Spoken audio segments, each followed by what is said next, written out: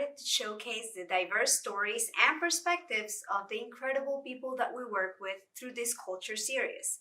We share these stories with the hope of opening a window into the lives of people from numerous backgrounds to create more of a sense of belonging within our community for those who may or may not share similar experiences.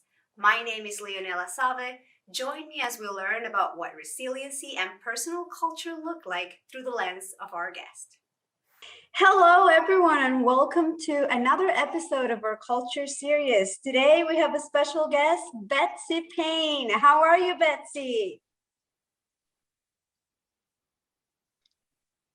I'm good. Yeah, thank you. I'm doing really well. How are you? I'm great. I'm very happy that you're here. Welcome. Betsy is a language coordinator at Luna Language Services. Betsy, why don't you tell us a little bit more about yourself? Sure. I was born and raised in Indiana. My mom and dad are both deaf. The rest of my family is hearing, and I am married to a hearing man. I have I have 3 senior citizen puppies. One of them just passed away recently, so now I only have 3. I was about to say 4, but they are my babies. I have a 12-year-old, a 10-year-old, and a 10-year-old, and one of the 10-year-olds will actually be 11 this August. Oh, I'm sorry to hear about the passing of one of them, but I'm sure all of them bring you a lot of joy. They do. Betsy, you are clearly fluent in American Sign Language. You are signing right now. I don't know any American Sign Language, but you and I are coworkers. So we are in the office together. You speak to me and I speak to you. So you are fluent in ASL, but you also speak English. How did you come to learn both?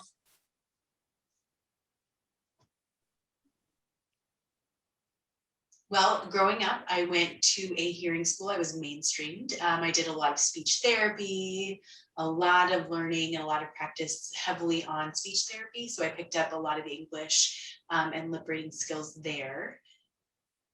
I am comfortable with speaking if I know the person, if I'm familiar with them. If not, I typically rely on sign language. I'm a little bit shy.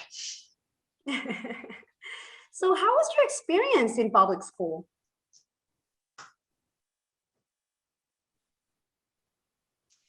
Well, as I said, I grew up, I was mainstreamed, which means that I went to a hearing school until about 8th grade.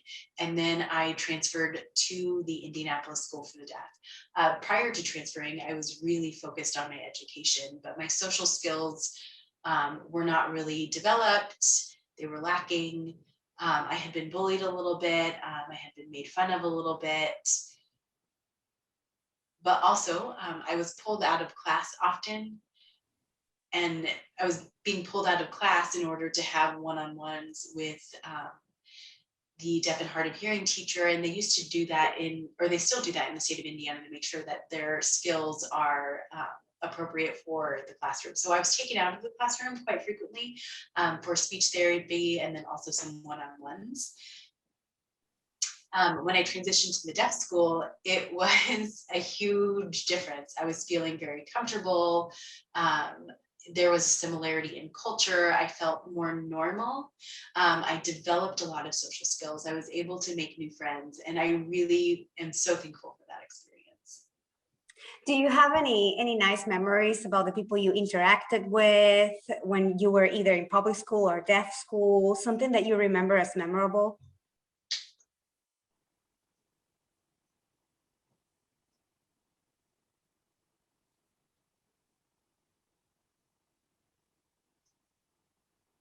Well, when I was mainstreamed, I had a crush on one of the seniors.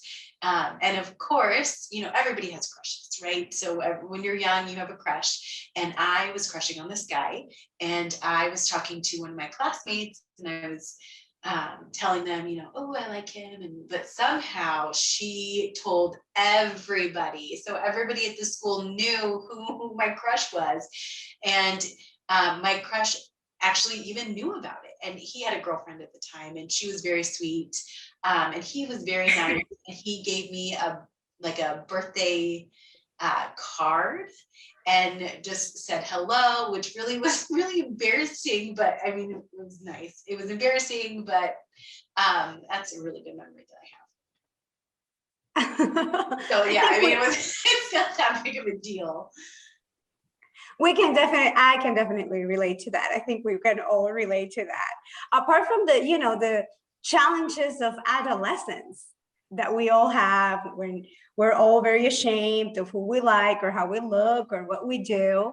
I can only imagine how hard it must have been for you to combine those two, the background that you have with your family, and also your own process with the therapy and with interacting with hearing people.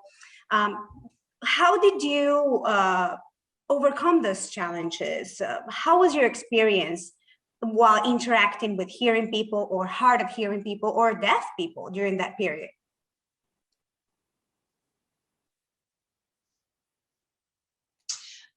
This speech therapy really did help a lot with my abilities to interact with hearing individuals. I learned how to read lips. I learned how to use my receptive skills with hearing individuals. And I do successfully communicate with the hearing population pretty well. And in terms of like written language, English, I used to be terrible at it. But I had an English teacher who let me know that my speech skills were tremendous, but my written skills needed to be worked on. So they asked me what the conflict was, and they said that I should start reading whatever I'm writing. So after I write it, to go ahead and read my writing out loud. And so when I did that, I was able to catch the parts that needed to be edited, which was so interesting. So then at that point, making the adjustments in my writing and then submitting that. And my English skills improved dramatically during that time. That made a huge impact, and that made a huge difference. That is great. And then you also mentioned that you're married to a hearing man. How is your communication with him?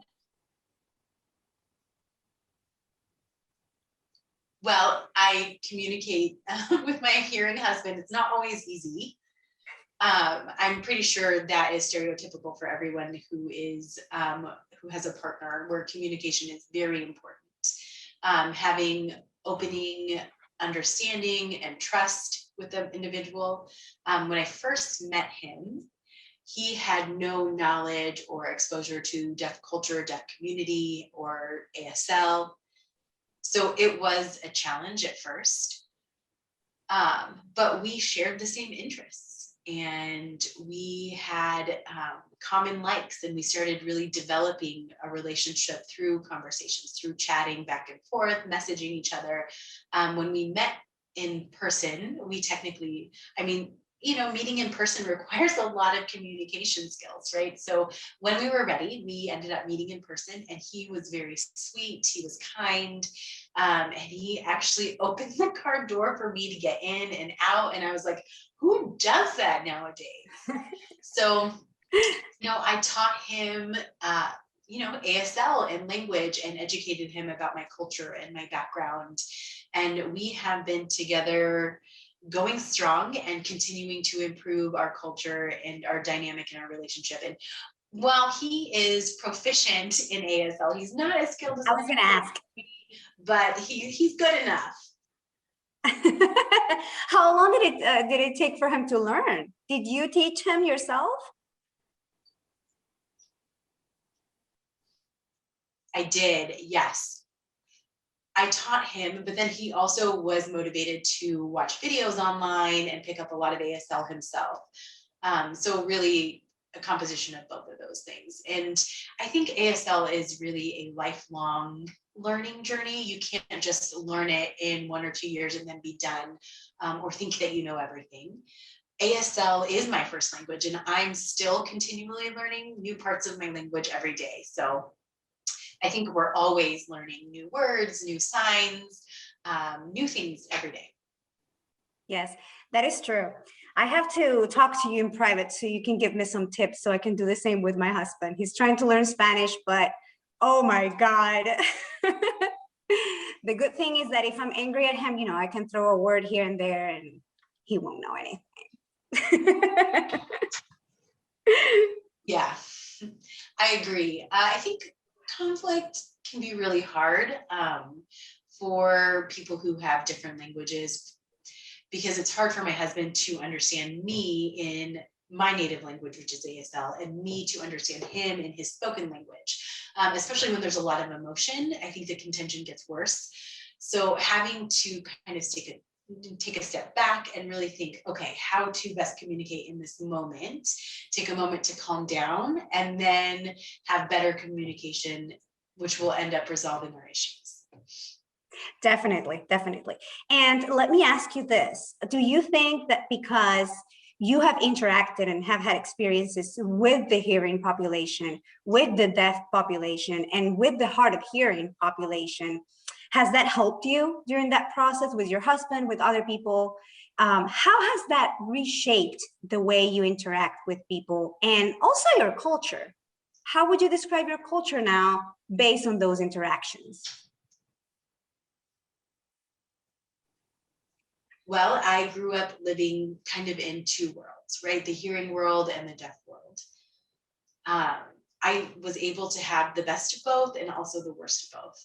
I feel very connected to both, but at the same time, I don't feel connected to either one. All the things that I've learned from both cultures, I apply to myself and how I interact with everyone and other people. So learning speech, learning my receptive skills, applying that to communicating with hearing individuals. And I learned ASL and culturally the background and applying that to the deaf community. So it's easy for me to kind of dial into whatever range and whatever situation I might find myself in. And it's really nice to be able to have the knowledge of both of those worlds. It helps me better apply communication to both of them. Sorry, you could cut that part out. So you said that you have things you love or positive things about this one world that you describe, and then the same thing about the other side, the other world that you describe. What is something that you love about those two worlds or cultures?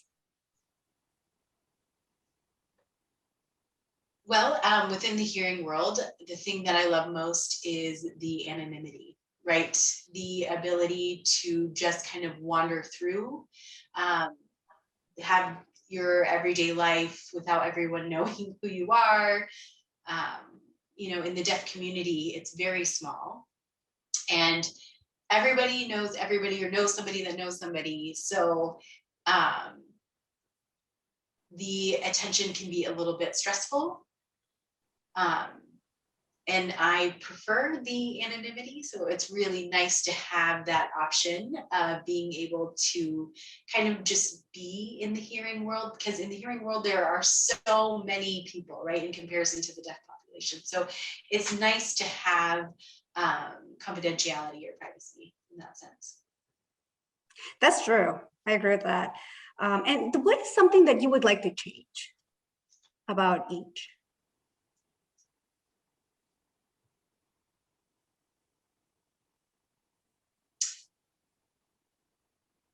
Well, I wish the deaf community would be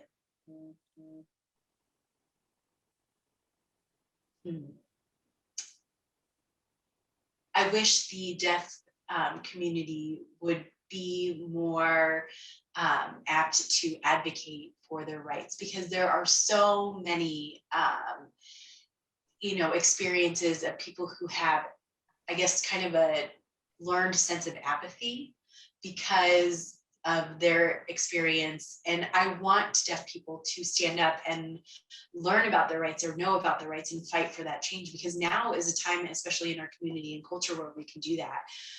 We've had some really great milestones. For example, recently in the White House, they're providing ASL access, which is, a historical moment. And I want that impact to continually change for the better. So really what I want for the deaf community is to continue to advocate and, push for their own rights. Mm-hmm. Yes, yes. What would you say to a hearing person who knows very little about the deaf or hard of hearing culture? And they say, because they know so little, they say, inclusion might not be possible because we don't know how to sign, we don't understand, or we don't do this or that. What would you say to those people?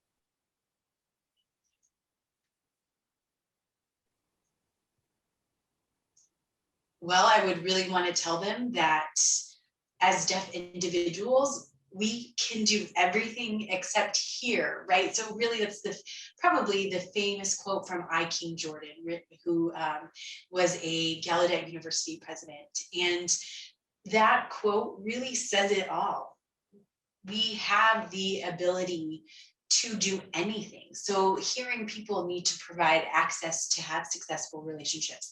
We have texting, we have email, we have American Sign Language interpreters, we have CART, which is the remote interpreting, we have phone apps now. I mean, just technology is so much in our favor to incorporate communication. So there are so many ways that hearing people can be creative with the resources that they have to make communication happen, so that the deaf individuals can function in the real world. We can be doctors, we can be nurses, we can be pediatricians, we can do all of the things because there is that assistive technology out there in order to help us do our jobs just the same as hearing individuals. For example, there are ways that we can, use the phone and call out. And I think my suggestion would be to the hearing individuals is to have conversations with the deaf people. So knowing what might accommodate that specific individual, because as deaf community members, the range or the skill of each individual is so different. So what might work for one person might not necessarily work for another person. So some maybe are not skilled in English, or some maybe have some residual hearing. The range just varies so much that asking and having that communication with the individual on how best to accommodate their needs is a really simple way to make change. Mm-hmm. Yes, you're right. And I have to tell you, I was one of those people because I had so little knowledge about the deaf culture and how to, communicate and talk, and just in general knowledge about situations and groups and people and ways in which I could help. And it took a very simple thing for me to do, just to talk to you or to read a book or to, just go online and learn more about it. And then my mind is completely opened and I finally understood, yeah, it's not difficult. It's not difficult if you really want it. It's just like basically doing anything else, right? Or the way you think about anything else. So education and informing yourself is also, as a hearing person, is a very important thing. There's another aspect of that too, is to understand the culture of all the groups that compose our society. And with that, I want to ask you a question. Have you been able to bring a little bit of your culture, of this combination of the two worlds you're talking about, to your workplace and share it with your coworkers?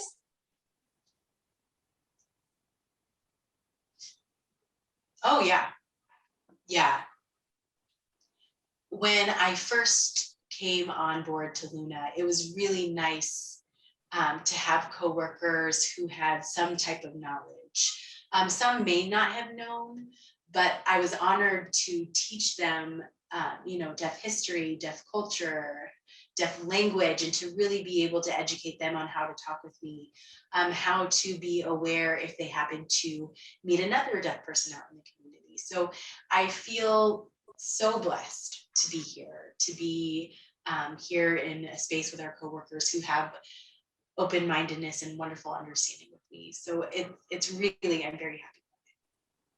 Yes, I have been one of them. I remember I came to you, to your desk, and I would try to say, hey, how are you? And then you would correct me and say, oh, so you sign it this way. Oh, by the way, do you know that this means this? And I would ask you, oh, why? Why is that? Oh, because the sign comes from this. I was like, wow, it was amazing to me. It still amazes me. So yes, you have been able to do that, definitely. I have witnessed that. Awesome. Yes. Betsy, do you have anything that you want to share with us that is meaningful to you, representative of your culture right now?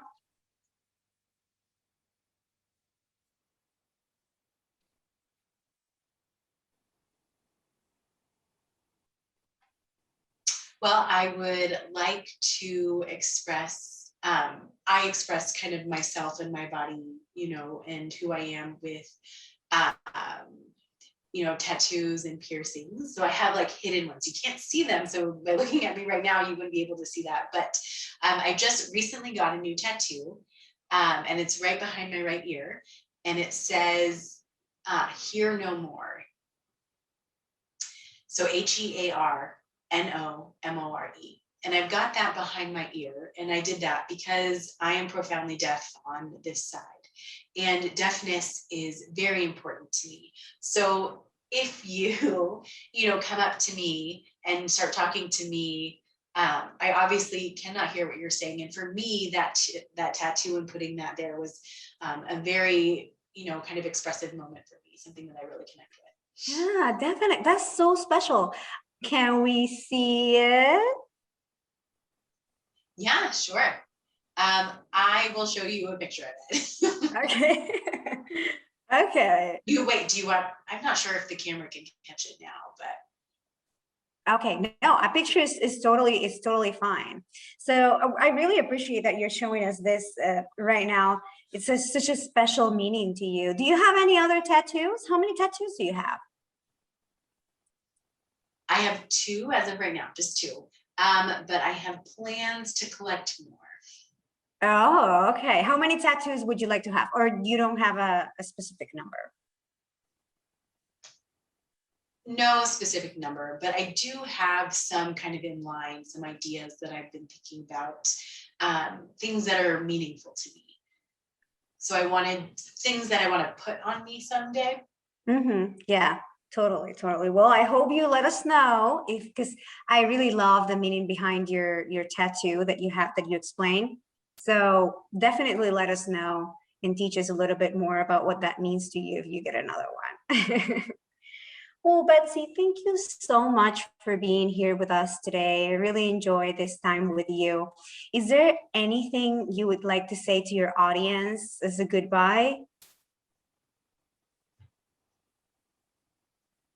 I think my last words to you guys would be